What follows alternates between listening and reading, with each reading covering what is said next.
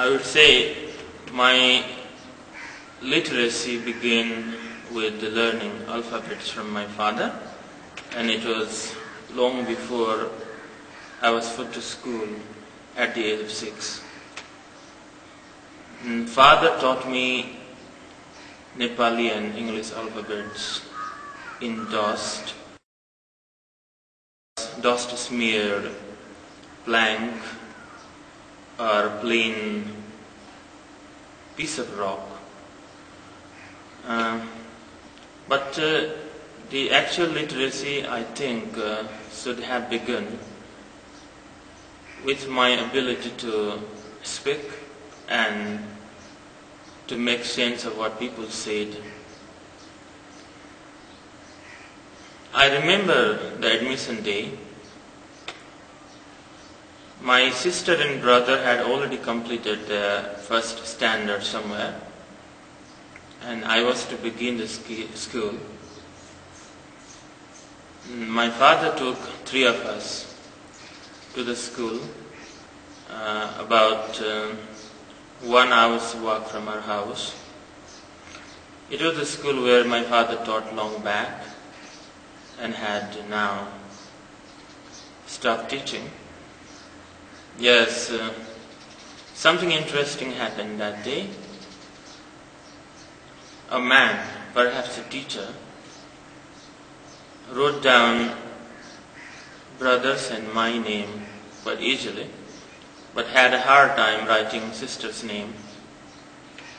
Father pronounced it several times before finally grabbing the pen himself and writing it for the teacher.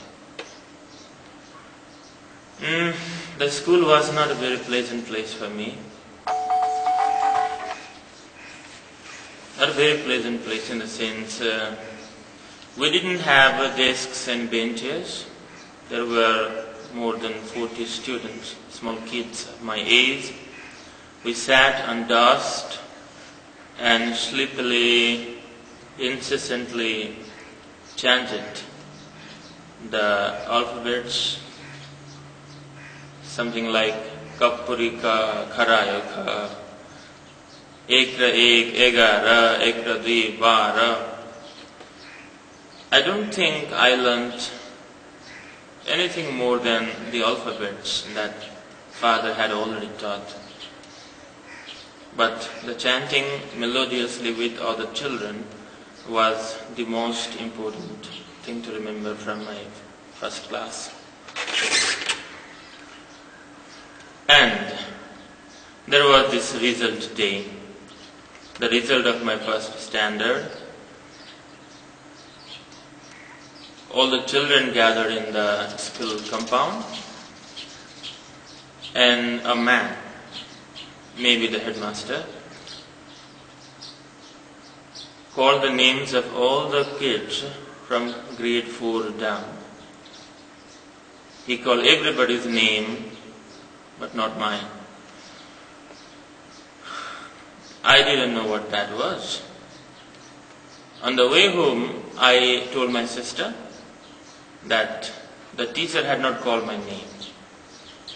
And there she said, "You failed." But I did not make sense of what failing meant at that time. Back at home, both sister and brother told the parents, "He failed." And I still was quite ignorant about what failing was. Father was visibly disappointed, and maybe he was angry. When I read his face, I now realized that something had gone wrong. So I ran upstairs, covered myself with grandfather's quilt and began to weep.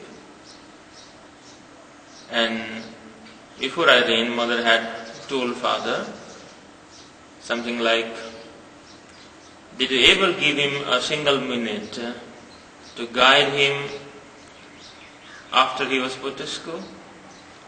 So father came after me and coaxed me somehow. But that evening, we sat together, father and I, and he taught me a lot of things, really a lot of things, like writing sentences, actually writing what I thought and spoke.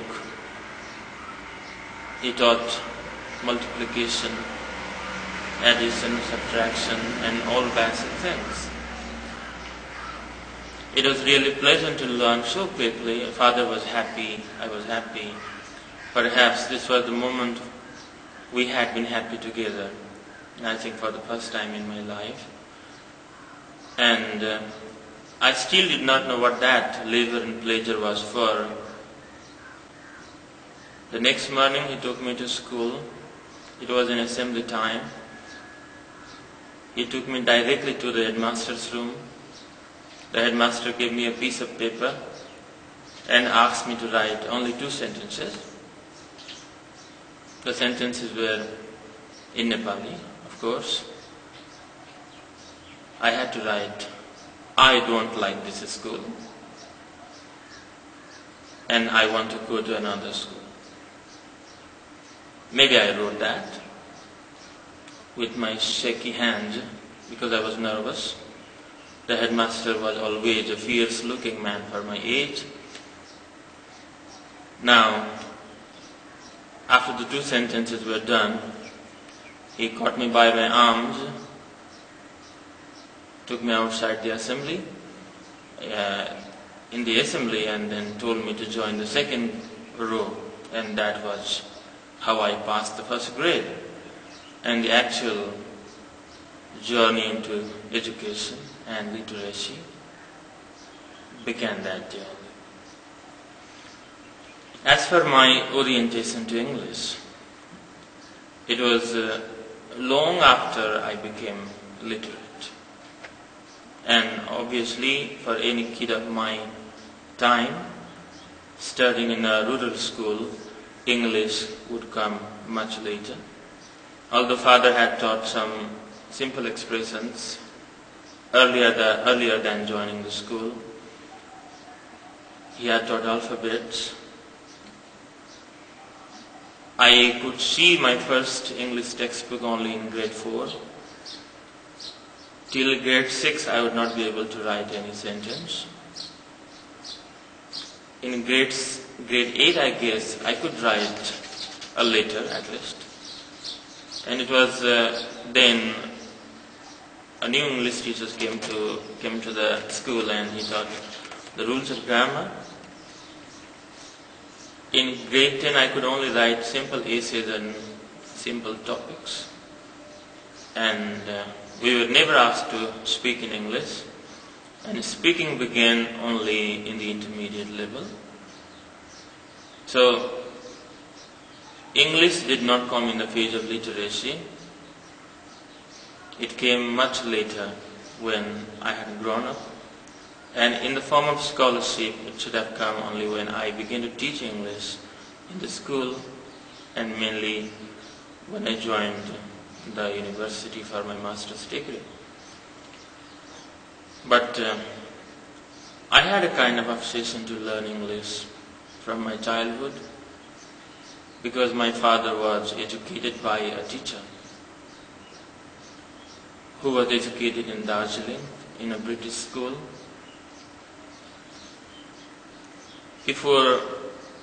Even before I was put to school, I would go to find father's books and notebooks, and I would really find his handwriting interesting. Yeah, they did not make any sense to me except that they looked beautiful in the lines. So I would steal my brother's pen and sneak into some secret place and then try to imitate the type of English that father had written. And I would write anywhere, in the leaves, in pieces of paper, smooth rock or smooth floor, and interestingly on any bare parts of my body. Actually, at the end of the day, almost everywhere I would cover with these senseless patches and lines, and people would laugh. I stopped writing on my body only when I realized I really looked ugly. So that was it. But the school life was quite hard, I should say. I said we started with dusty floor. The school was very small and just in the beginning phase. And maybe when I was in class 3, the school had all the children to go to far places to carry beams and planks of wood for making desks and benches and chairs. And not only that, we had to carry mud and cow dung from a neighboring village to scrub the floor. And after every summer break, we were asked to pluck the weeds in the school ground. And there was no choice but work in that way, because the teachers used to be quite strict and would go around with a stick in their hand. And that was a part of being educated early. And somehow the people of my age contributed a lot in the making of the school, along with making ourselves. This is the simple story of my early life of literacy.